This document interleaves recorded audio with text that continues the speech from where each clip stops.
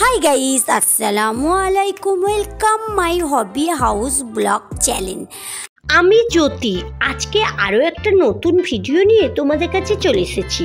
আশা করি এই ভিডিওটা তোমাদের দেখতে খুব ভালো লাগবে। ভিডিওটা পুরো দেখার জন্য অনুরোধ রইল। আজ সকাল থেকে বেশ বৃষ্টি হচ্ছে, আর দেখো এখানে হাজবেন্ড দুটো ফুলকপি এনেছে, শীতের ফুলকপি। আর হাজবেন্ডের ইচ্ছা যেন এই ফুলকপি দিয়ে আমি খিচুড়ি বানাই। জানো তো বন্ধুরা, ঠান্ডা ঠান্ডা ওয়েদারে ধোঁয়া ওটা খিচুড়ি খেতে দারুণ লাগে। আর এখানে কিছু কড়াইশুঁটিও আছে। আমি আজকে এই শীতের ফুলকপি আর কড়াইশুঁটি দিয়ে দারুণ একটা খিচুড়ি বানাবো।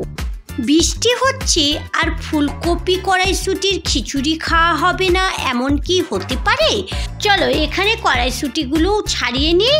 আর ওদিকে শাশুড়ি মা মাংস, পেঁয়াজ, আলু, ফুলকপি সবগুলোই কেটে দিয়েছে। আর আমি এবারে রান্নাগুলো করে নেব। চলো এখানে সব কাটা হয়ে গেছে। জানো তো বন্ধুরা, এই ফুলকপির খিচুড়িটা বানানোর জন্য তেমন কোনো উপকরণ লাগে না, বাড়িতে থাকা মশলা দিয়ে করলেই হয়ে যাবে।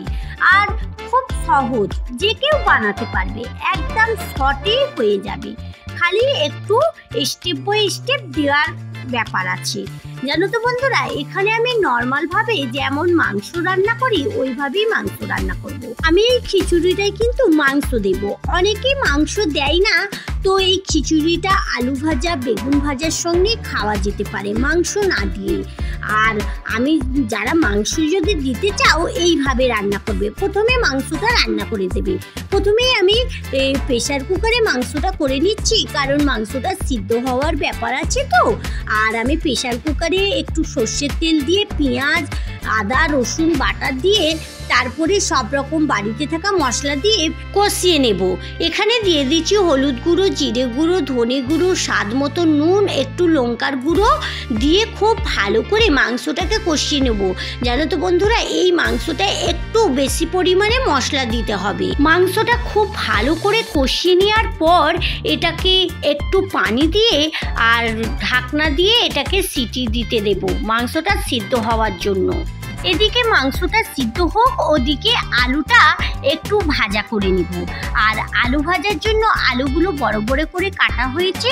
এখানে দিয়ে দেব একটু লঙ্কার গুঁড়ো আর একটু স্বাদ মতো নুন, আর দিয়ে দেব একটু জাফরান। জানো তো বন্ধুরা, এগুলো দিয়ে আলুটা লাল করলে আলুর কালারটা কিন্তু বেশ সুন্দর হয়। আর আলুর কালার যদি না ভালো থাকে তাহলে কিন্তু খিচুড়িতে অতটা খেতে ভালো লাগবে না। মশলাগুলো আলুতে খুব ভালো করে হাত দিয়ে মাখিয়ে নিচ্ছি। তারপরে এখানে চুলাতে কড়া বসিয়ে দিচ্ছি। কড়াতে একটু সর্ষের তেল বা সাদা তেল দিতে পারো, দিয়ে আর আলুটা দিয়ে খুব ভালো করে লাল লাল করে ভেজে নেব। আর আলুটা একটু ভেজে নেওয়ার পর আমি ফুলকপিটাও এতে দিয়ে দিচ্ছি। ফুলকপিটাও ভেজে নেব। তোমরা চাইলে আলাদাও ভাজতে পারো, আমি একসঙ্গেই ভাজতেছি, অল্প জিনিস তো তাই। খুব ভালো করে আলু ফুলকপি ভেজে একটা পাত্রে ঢেলে নেব। এখানে কড়াইশুঁটিটাও আছে, আর এখানে ফুলকপি আলুটা ঢেলে নিচ্ছি। এবারে চলো ওদিকে দেখি মাংসটা সিদ্ধ হয়েছে কিনা। এই তো মাংসটা সিদ্ধ হয়ে গেছে। এবারে প্রেসার কুকার থেকে আমি ওই কড়াটাতেই ঢেলে নিচ্ছি। এবারে কিছু উপকরণ আছে, এই মাংসতে দিয়ে আরও একবার কষিয়ে নেব। এখানে একটা টমেটো কেটে রেখেছিলাম দিয়ে দিলাম, দুটো কাঁচা লঙ্কা দিয়ে দিলাম। এবারে এই যে ফুলকপি আলুটা ভেজে রেখেছিলাম এটাও দিয়ে দিলাম, দিয়ে খুব ভালো করে কষিয়ে নেব। জানো তো বন্ধুরা, এই মাংসর সঙ্গে এই ফুলকপি আলুটা বেশ ভালো করে কষিয়ে একটু ওই 10 মিনিট 20 মিনিটের মতো ফুটিয়ে নেব। আর এদিকে বড় একটা হাঁড়ি বসিয়ে দিয়েছি, আর আমি হাঁড়িতেই খিচুড়িটা বানাবো। এরকম বড় জায়গায় যদি খিচুড়িটা বানানো যায় তাহলে কষাতে সুবিধে হয়। আমি হাঁড়িতে সাদা তেল দিয়ে দিয়েছি, তারপরে পেঁয়াজ আর একটু তেজপাতা দিয়ে একটু পেঁয়াজটা লাল লাল করতে দিলাম। আর ওদিকে দেখো আমি মাংসটাতে একটু ধনে পাতা দিয়ে আবারও একটু কষিয়ে নেব।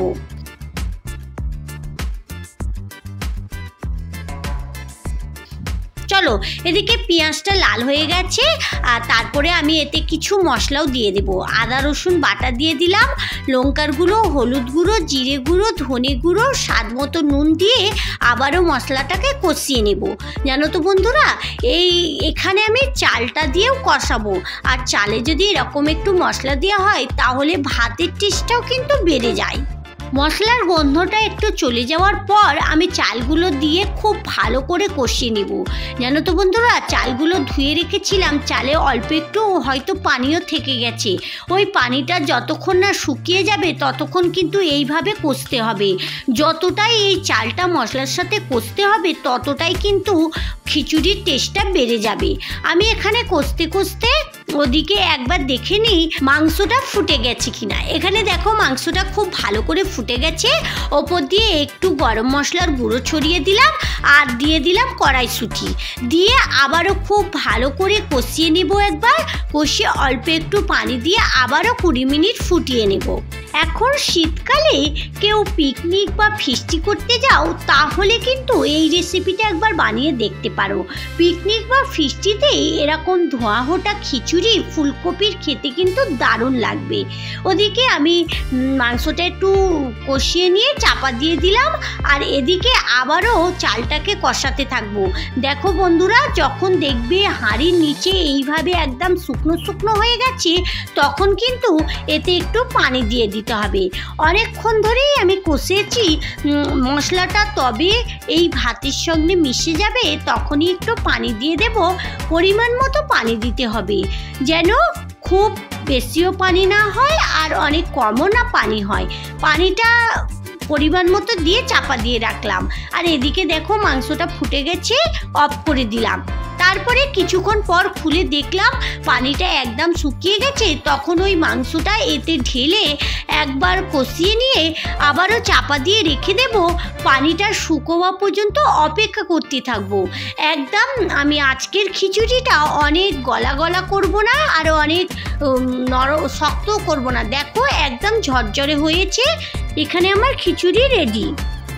এখানে একটা বড় জায়গায় আমি প্রথমে অল্প একটু খিচুড়ি তুলে নিচ্ছি, তারপরে আবারও লাগলে তুলে নেব। আর এখানে খিচুড়ির সঙ্গে পেয়ারাও রয়েছে। আজকে আর পেয়ারার কোনো রেসিপি তোমাদের দেখালাম না, এর আগে তো অনেকবার দেখিয়েছি। দেখো এরকম ধোঁয়া ওঠা খিচুড়ি খেতে এই বৃষ্টির দিনে কার না ভালো লাগবে। তাহলে বন্ধুরা চলো আজকের মতো ভিডিও এই পর্যন্তই। দেখা হচ্ছে নতুন কোনো ভিডিওর সঙ্গে। ভালো থেকো, সুস্থ থেকো, সাবধানে থেকো। ভালো লাগলে লাইক কমেন্ট শেয়ার করো। যারা এতক্ষণ আমার সঙ্গে থাকলে আমার ভিডিওটার কোথাও যদি একটু ভালো লেগে থাকে তাহলে আমার চ্যানেলটা সাবস্ক্রাইব করে আমার সঙ্গে থাকতে পারো। আর যারা এই কাজটা করে রেখেছো তাদেরকে অসংখ্য ধন্যবাদ। Thank you.